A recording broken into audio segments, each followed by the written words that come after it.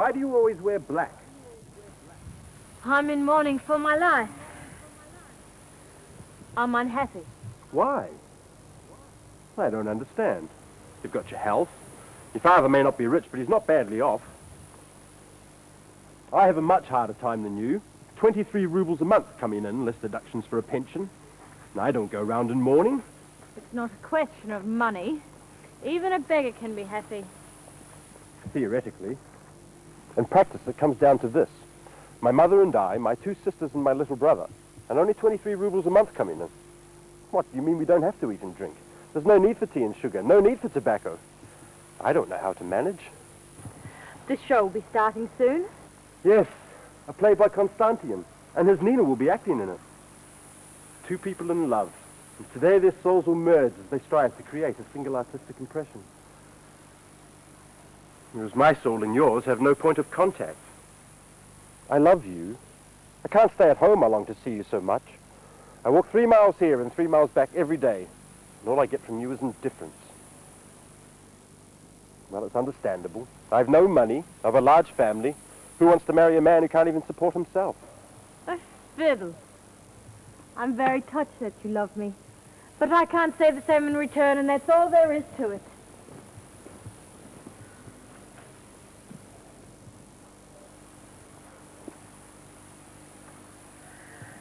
So close. We'll probably have a storm during the night. If you're not philosophizing, you're going on about money. You seem to think the worst thing that can happen to a person is poverty. Well, I think it's 1,000 times easier to go round in rags and beg your bread than it is to... Well, you wouldn't understand. The thing with me, though, is that I somehow never feel quite up to the mark when I'm in the country. No question about it. I'll never get used to being here. Went to bed at 10 last night and woke up at 9 this morning feeling I'd slept for so long that my brain had stuck to my skull, etc., etc.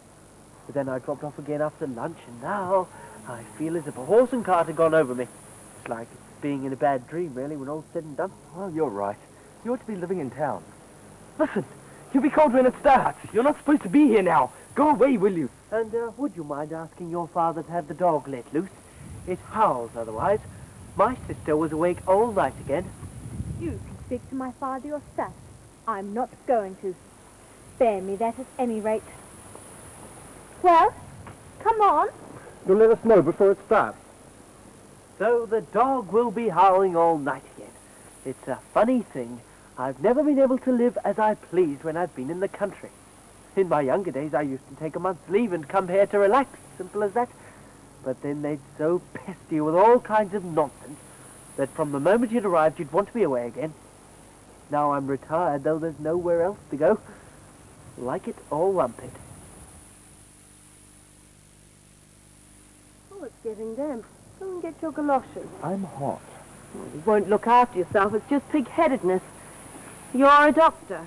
You know perfectly well that the dampness in the air is bad for you, but oh no, you want to make me suffer. Last night, you sat on that veranda all night just to spite me. So wrapped up in the conversation with her. You didn't even notice the cold. Admit it. You're fond of her. I'm 55. Oh, fiddle, that's not old for a man. You're perfectly well preserved and still attractive to women. So what do you want me to do? Well, you'll all bow down in front of an actress. Not one of you that won't. If artists are popular people, if they get treated differently from, what shall we say, from businessmen, then that is the way the world is made. That's our yearning for higher things. You've always had women falling in love with you and hanging around your neck. Is that a yearning for higher things? If you like. There was much that was good in the relationships women have had with me. The thing they liked most about me was the fact that I was a first-class doctor. 10 years or so back, as you may recall, I was the only one in the whole province who could deliver a baby decently. Added to which, I was always a man of honor. Oh, my dear. Hush now, they're coming. Oh. How boring people are. Really? Your husband ought to be thrown out on his neck. But the whole thing will end with that old woman and his sister apologizing to him. You'll see. He sent the carriage horses out to the fields with all the others. Every day we have this sort of trouble. If you only knew how much it's upsetting me. It's making me ill. Oh, look. I'm shaking. Oh, he's so coarse. I can't bear it.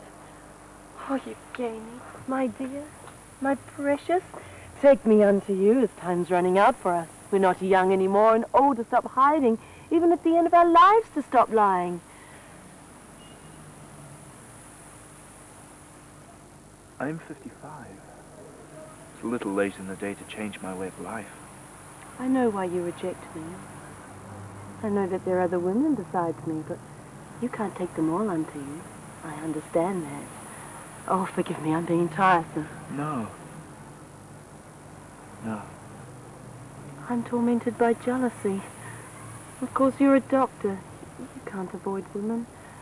I understand that. Oh.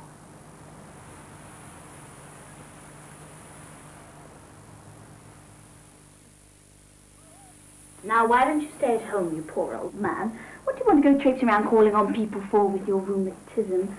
Who was that who went out just now? Was that Nina? Yes. Pardon. We're intruding. Well, I've packed everything. What a torment it is.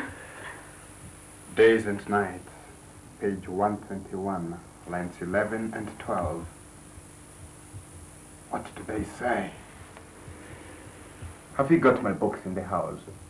My brother's study. The corner cupboard. Page 121.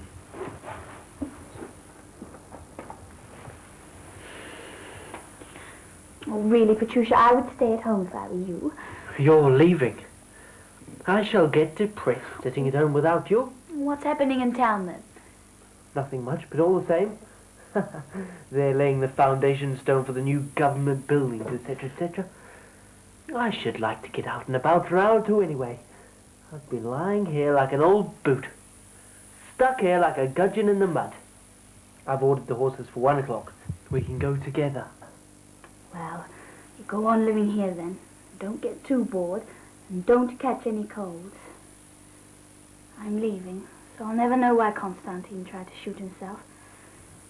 The main reason I think is jealousy, and the sooner I take Gordon away from here, the better. I don't quite know how to put this, but there were other reasons too. There he is, no question. Young man, intelligent. He lives in the country, miles from anywhere. And he's no money, no position, no future. Nothing to do. He's ashamed of his idleness. He's frightened of it. I'm devoted to him, and he's quite attached to me, but when all's said and done, he feels there's no place for him in the house. He feels like a poor relation here, a parasite. Pride, no question about it. Oh, he's a trial to me. Perhaps he should get a job.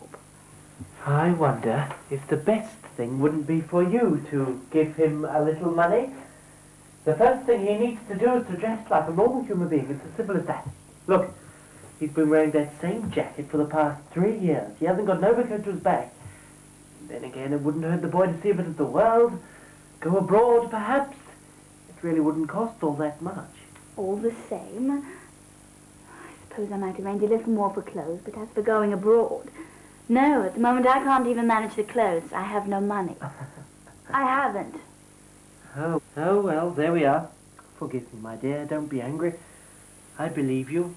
You're a good and generous woman. I have no money. If I had any money, I'd give him some, but I've nothing. Not a kopeck. My entire pension is taken up by that steward of mine to spend on planting crops and raising cattle and keeping bees. And I might as well pour it straight down the drain. The bees drop dead. The cows drop dead, and they never let me have any All horses. right, I have money, but I happen to be in the theatrical profession. My outfits alone have nearly ruined me. You're a dear, kind girl. I respect your feelings, yes. But I think I'm having another of my, head's going around, not feeling too good. Oh, Petrushia, my dear! Oh, help! Help! Oh, he's ill.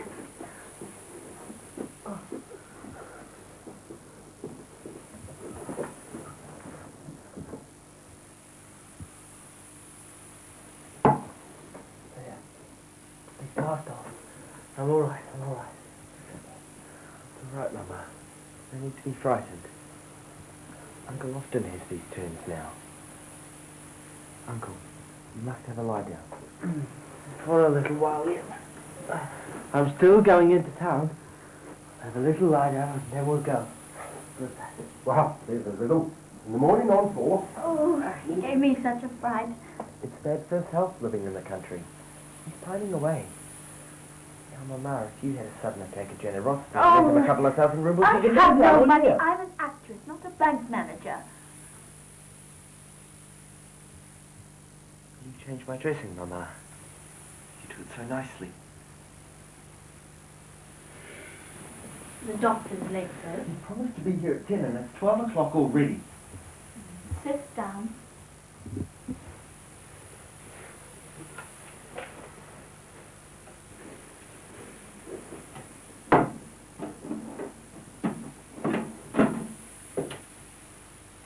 Oh, you look as if you've been wearing a turban. Someone who came to the kitchen door the other day was asking what nationality you were. Oh, it's nearly healed, though. Only the merest trifle left to go.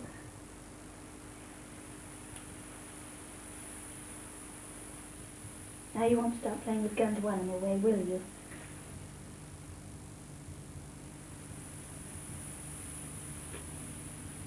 No, Mama. It was just a moment of crazy despair when I lost control of myself. It won't happen again.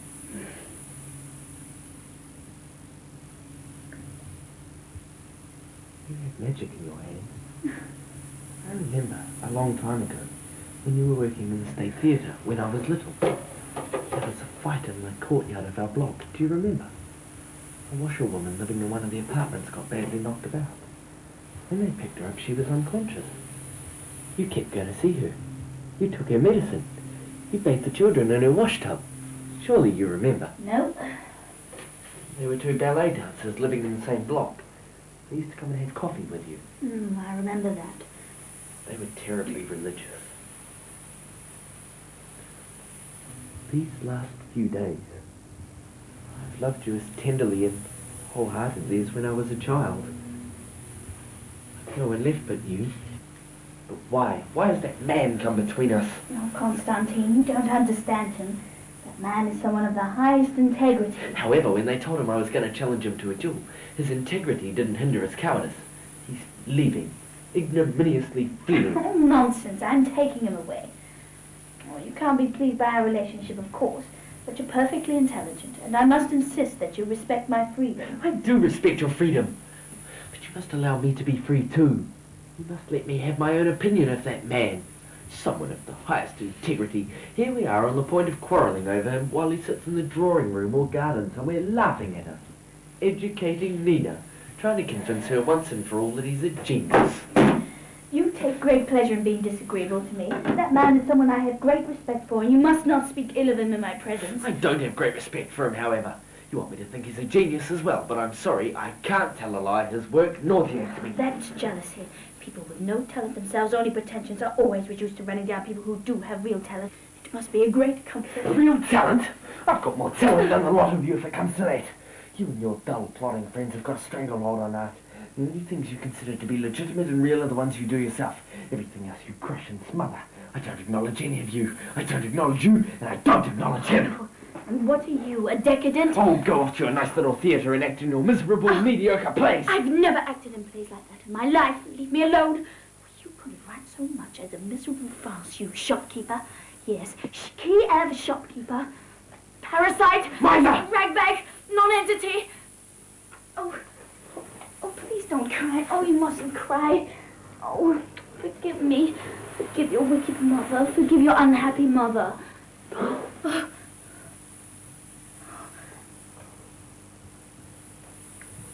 If only you knew. I've lost everything. She doesn't love me. I can't write anymore. All my hopes have foundered. Don't despair. Everything will be all right. I'm taking him away now. She'll go back to loving you. Oh, enough, enough. We're friends again. Yes, Mama.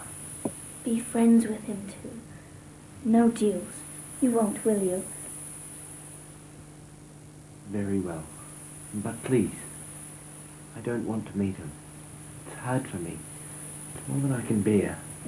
So, I'll be going. The doctor can do the dressing later. Page 121, lines 11 and 12. Here we are.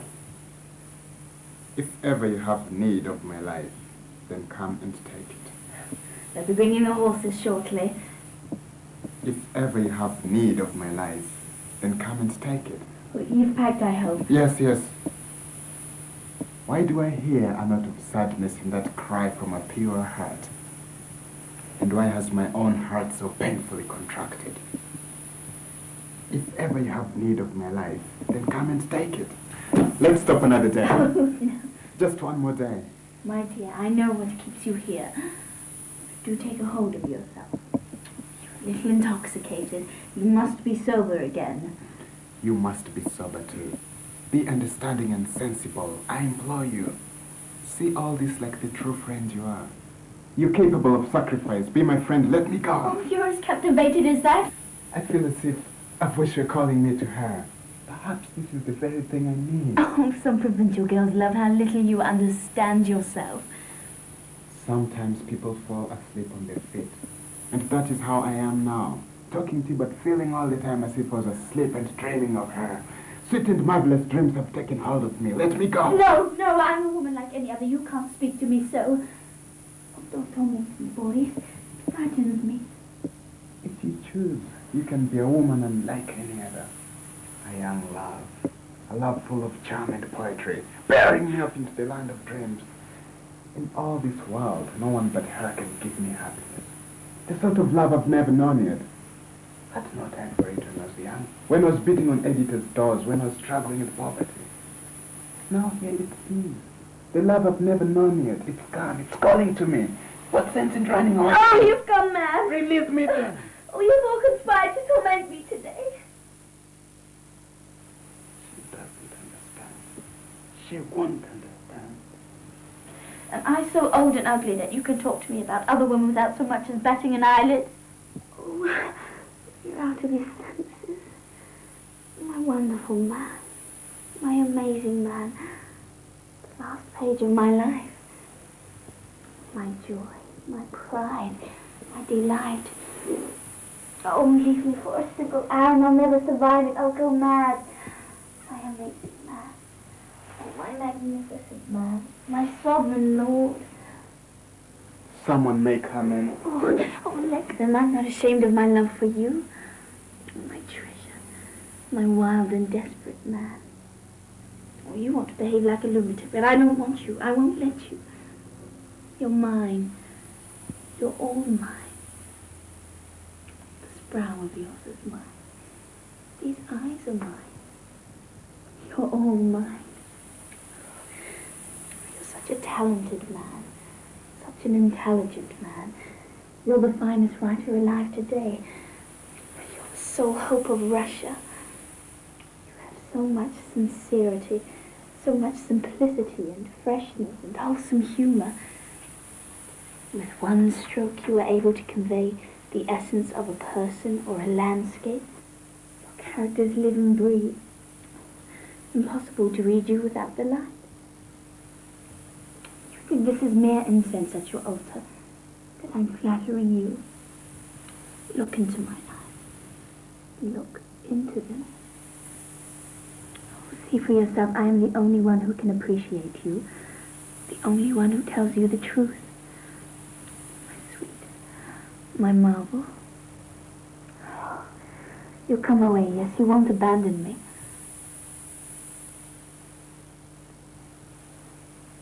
I have no will of my own.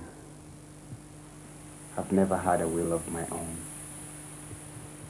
Flabby, crumbling, endlessly submissive.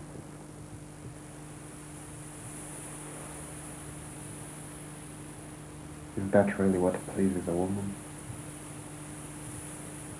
Pick me up, carry me off. Just don't let me out of your sight for an instant. Oh, now he's mine. Anyway, you can stay if you like. I'll go and you can come in a week's time.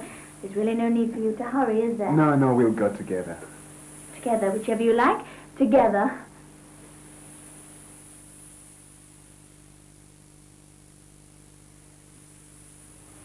The old man keeps asking every minute, where's Kostya?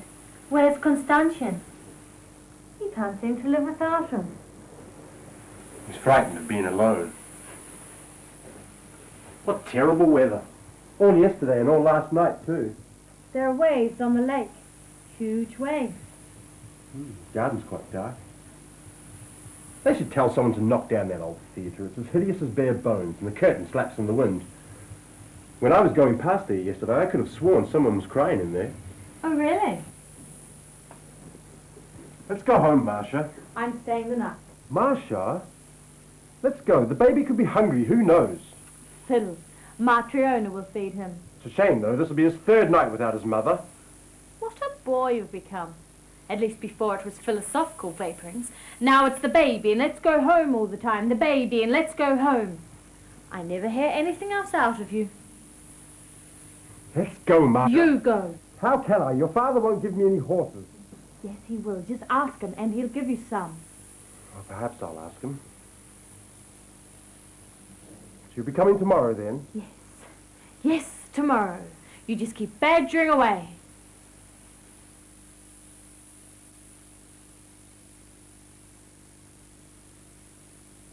Where's my sister? Gone to the station to meet Trigorin. Back in a moment. If you thought it necessary to get my sister here, then I must be dangerously ill. A fine business, I must say. Here I am dangerously ill, and they won't give me any medicine. What would you like, then? Valerian drops? Bicarbonate of soda? Quinine? Oh, yes. And now we get the moralizing. What a penance it is. Now, I should like to give Kostya an idea for a story. It would be entitled, The Man Who Wanted to. Once, when I was young, I wanted to become a man of letters, and I never became one. I wanted to speak well, and I've always spoken appallingly. Simple as that, etc., etc. I mean, you know. I used to drag out something up to such lengths I'd break into a sweat. I wanted to get married, and I never got married. I wanted always to live in town, and here I am ending my days in the country. Simple as that. You wanted to get to the 4th grade of the civil service, and you did. I wasn't trying for that. That came of its own accord. Come now, giving vent to your dissatisfaction with life at the age of 62 is not very handsome. It's like talking to the gatepost. Can't you get it into your head that I want to live? That's fatuous. According to the laws of nature, every life must have an end. You speak as someone who's eaten his fill.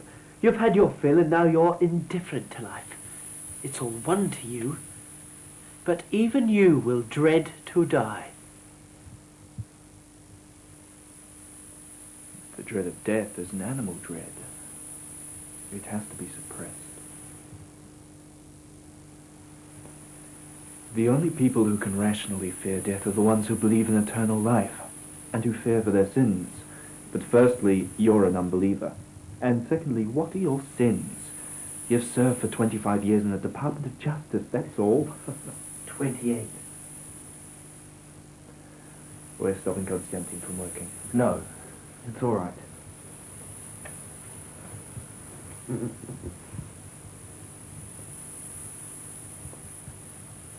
May I ask you, Doctor, which foreign city you like best?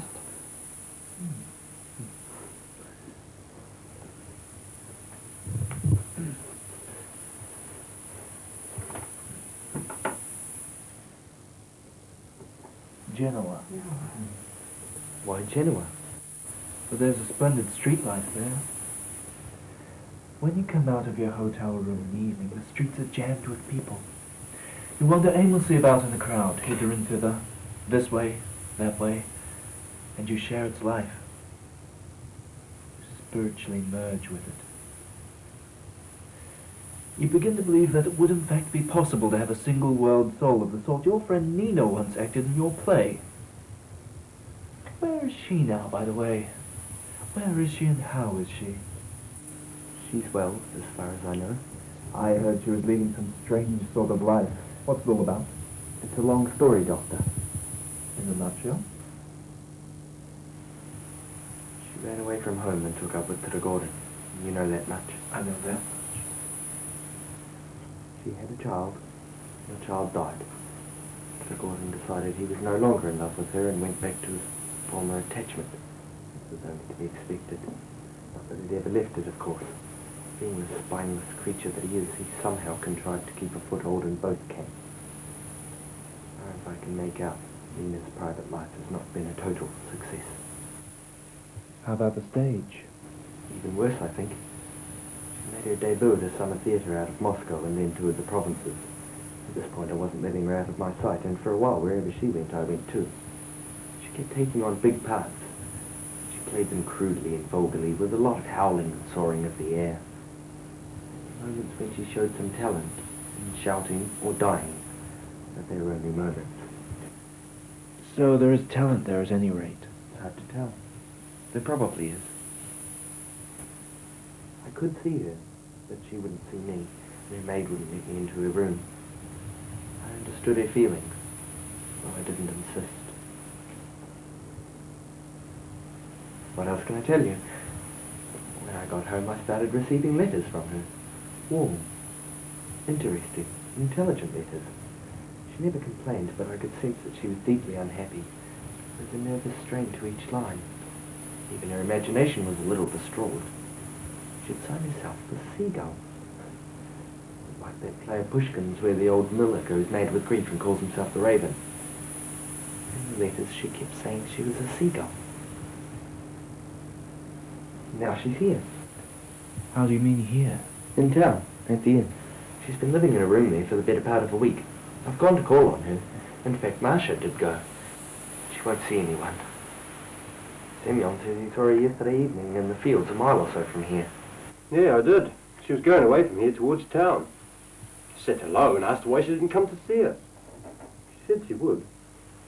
She won't, though. Her father and stepmother have disowned her. They've put watchmen everywhere to stop her even getting near the estate.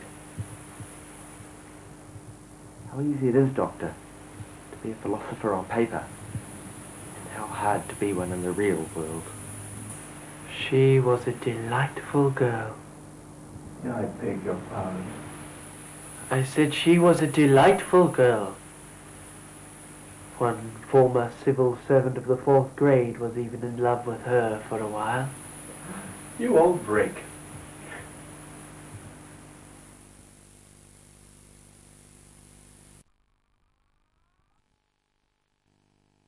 Chick Littlewood entertaining the kids. Well, I'll have to wait then, eh?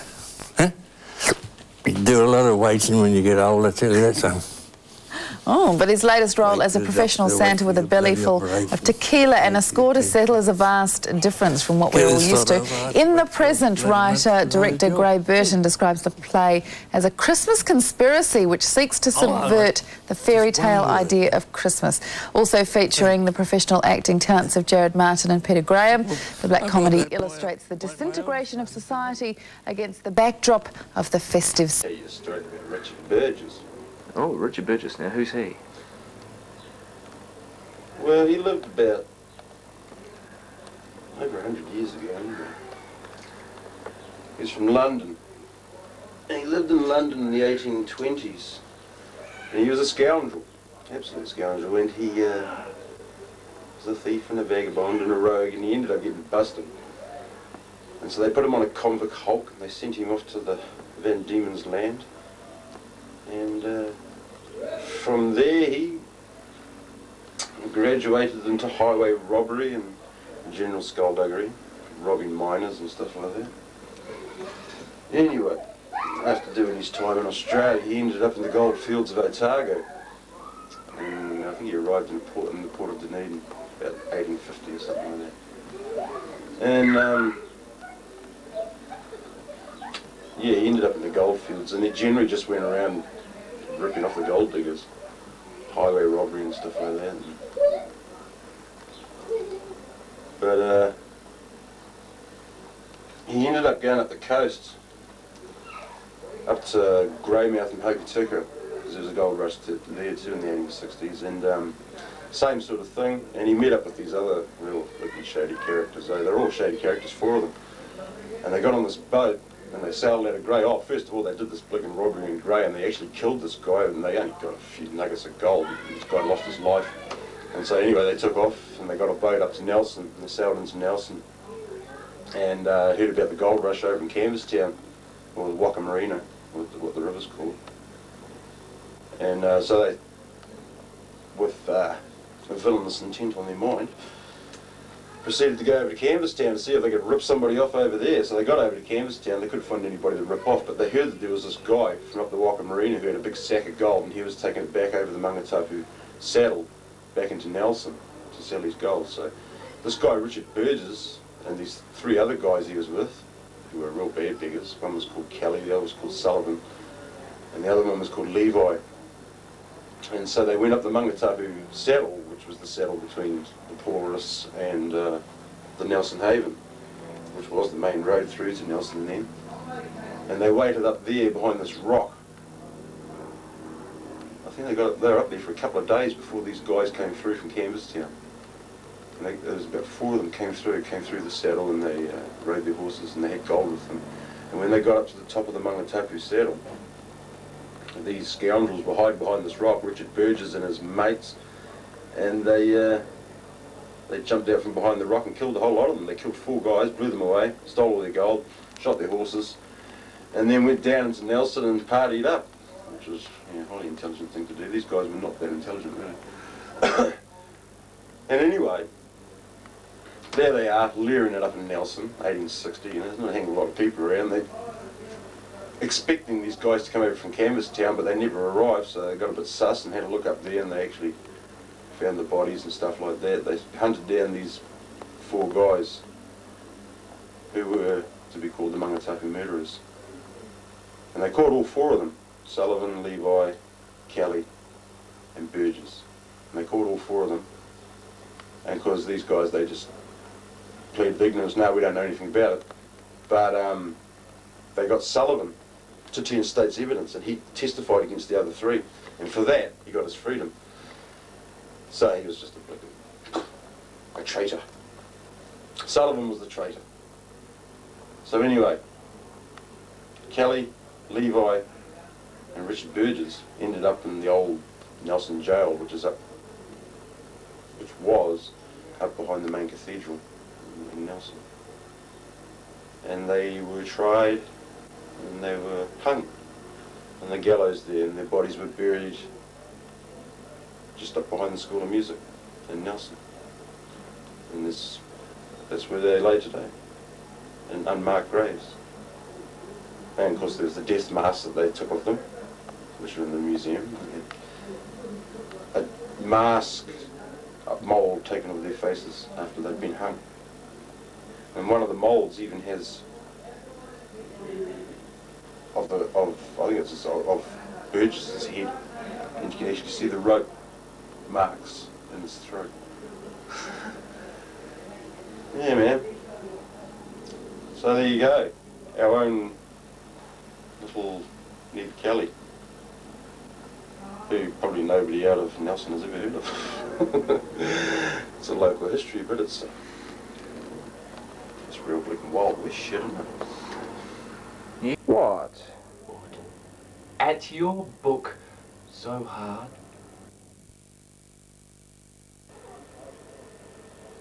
Aye, my good lord. My lord, I should say, rather. To sin to flatter, and good was little better. Gloucester and good devil were alike and both preposterous, therefore not good lord. Sirrah, leave us, we must confer.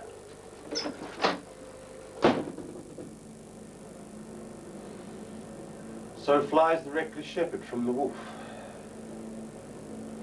So first the harmless sheep doth yield his fleece. What scene of death is Roscius now to act? Suspicion always haunts the guilty mind. The thief doth fear each bush an officer. That's been limed in a bush with trem. And I, the hapless bell to one fatal object in my eye. This is your last chance! We've been more than reasonable! Run away! Run away! Run away! Run away! Run! I'm not going nowhere! I know! You bastard, I know! They killed me! For a piece of fucking land, they killed me! And Diane! Oh God! A piece at a time! Go, you bastard, go! Go! I don't want to die, Jackie!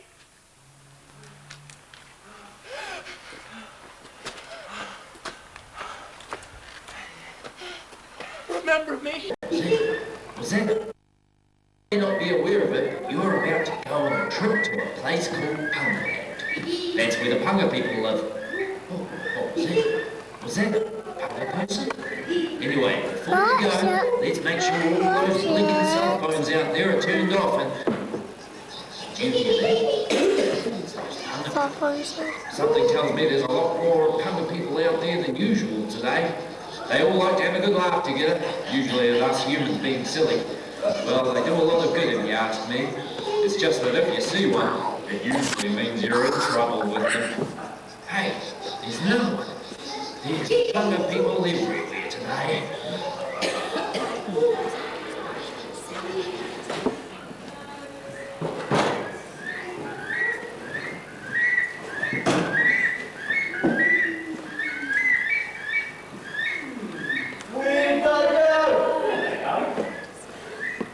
What's it, Mum? Go straight back. Go there, honey.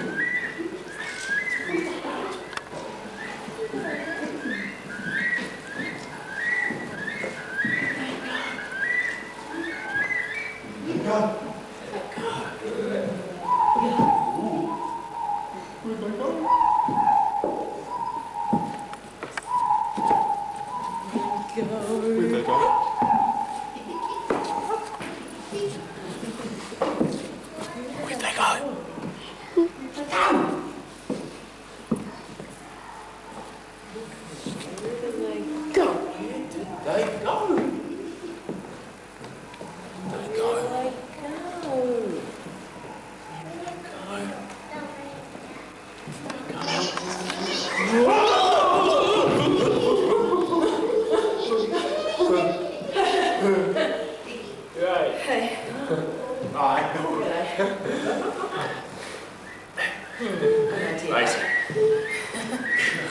Well, she's busy tonight. There's a rustling in the leaves and laughter in the trees. I bet I know who's making all the fuss. Punga people! Don't leave a mess. Well, there's trouble. They don't like it when we travel around on Punga land. Well, I always try and leave it just how I found it. But it's getting too dark to leave now. Oh, well, where there's a fire, there's always a tale to tell. The best one I know is one a mate of mine told me years ago. It's about the Punga people. Have you ever heard of a Punga person? No, I've never seen one. Hardly anybody has. Very tricky critters to spot. Some people think that they're just a made-up bunch of hogwash, made up to give a good king man like me the shivers. That's the way they like it, though. There's a certain goodness about it, mate. They can't help but make you laugh. Did you bring your mirror with you? Oh no! What are you doing? You too! What was that? What was it? What's that? What's it? Oh, blinkety. I'm out. Blinkety. The people. Head pushes with a short blinkety. Blinkety. No! Blinkety! Oh!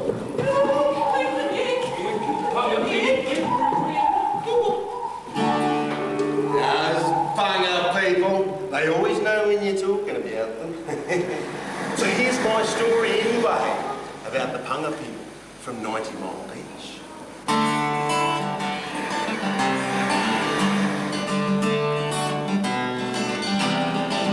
Way up north, there's this beach. It's the longest in the land.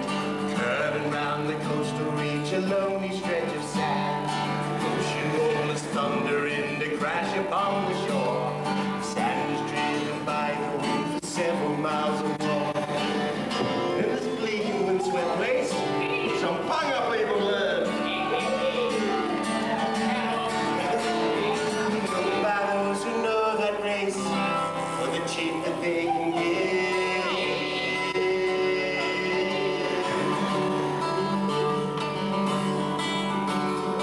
Punga people, so it's claimed, if you should like to know, came before the Maori came 1,000 years ago.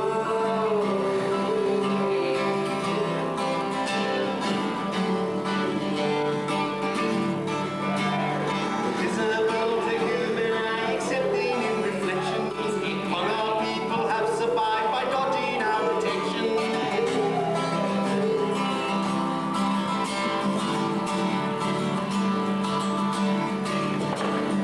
Sometimes children in the past have said that they could see them running through the marrow grass, but no one would believe them.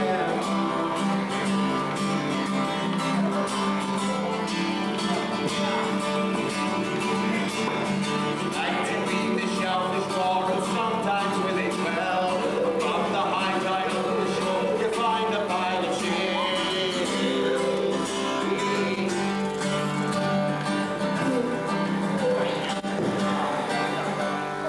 Other people that have said are crafty little fairies, they're quite unique as fairies got a grin. And they're quick.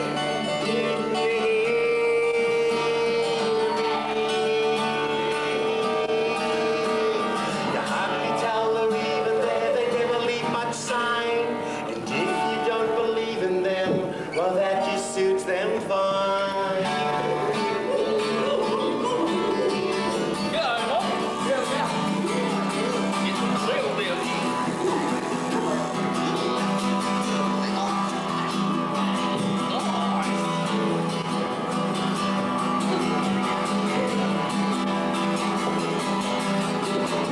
Wild environments of fishing people came. All up and down the beach, they went so casting was the game.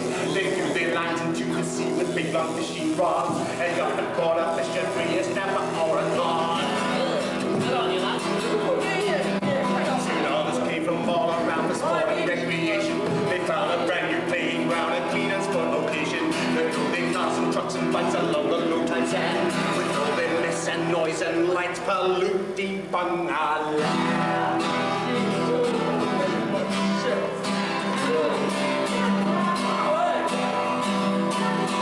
Some brought along their picnic hampers, others bought their kites. Some were hikers, some were trampers, many captains stayed the night. Some brought along their spades to dig for towhead or what, and you could see the holes they made for miles along the shore.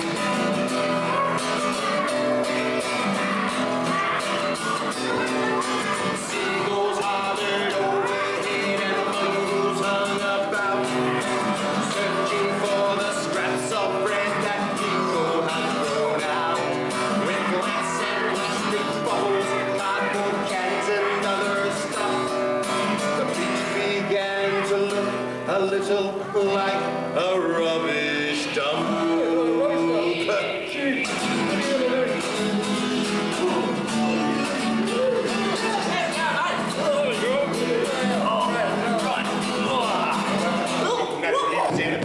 Upsetting these activities because of great confusion. They tangled up the fishing lines and things and put them back, put sand in people's sandwiches and old shovel sack. Yeah!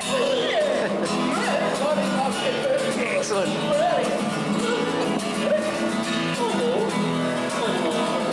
Well, they let down ties and they put out fires. They spilled the picnic wine, cut tips and cut the wires that held the quicksand side. Cars got bugged and the sand was soft and was sometimes even buried. Eco signs had been carried off by certain little fairies.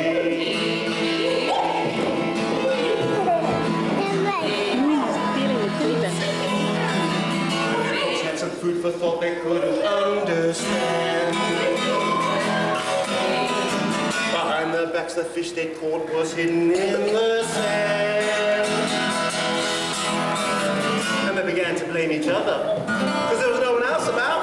And brothers blamed their brothers, and arguments broke out. And in the end, they packed up early. They went off home without a fee, all bad-tempered, cross and surly, from hunger people.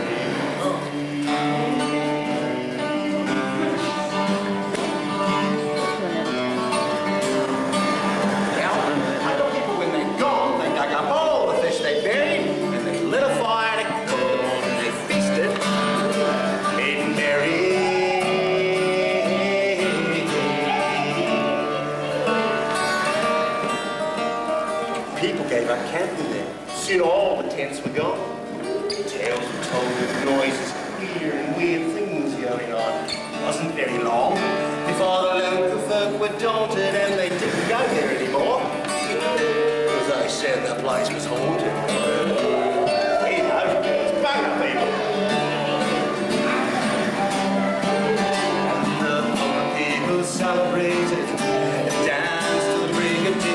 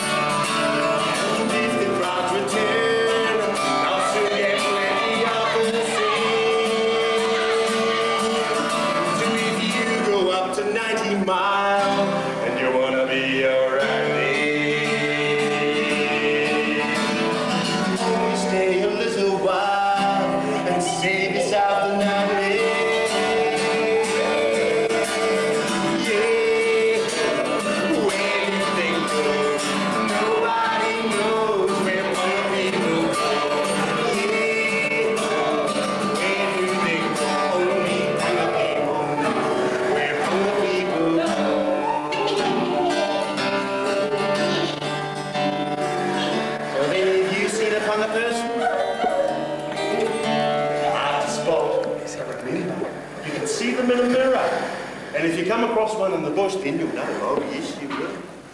If you're out camping and you leave a mess, if you disturb the bush and become a pest, if you disturb their natural place, those punga people, they'll come and wipe the smile right off your face. G'day, mate. G'day, mate. Turn and tell us about them pesky.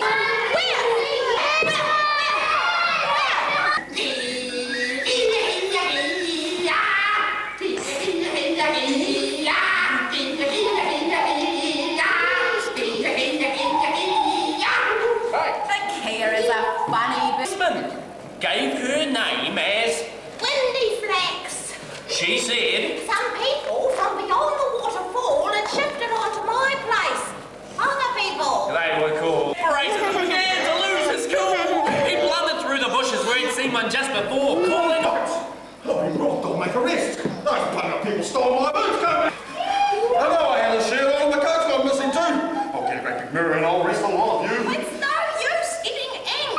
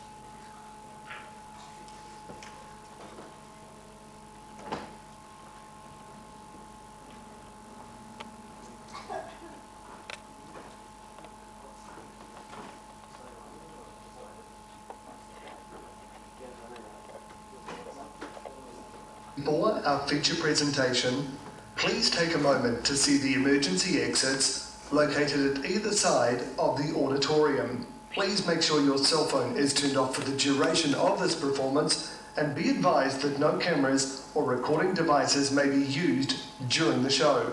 Please note that strobe lighting is a feature of this performance.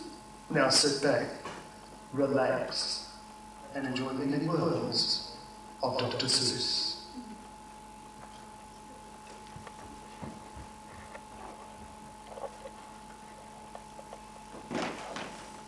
Unusual hat. I wonder what's under a hat such as that. It could be a creature they call a gazette, who balances things on his head, 'cause it's flat. Or a striped living pipester from up about that. Or a sort of a kind of a hat-wearing cat.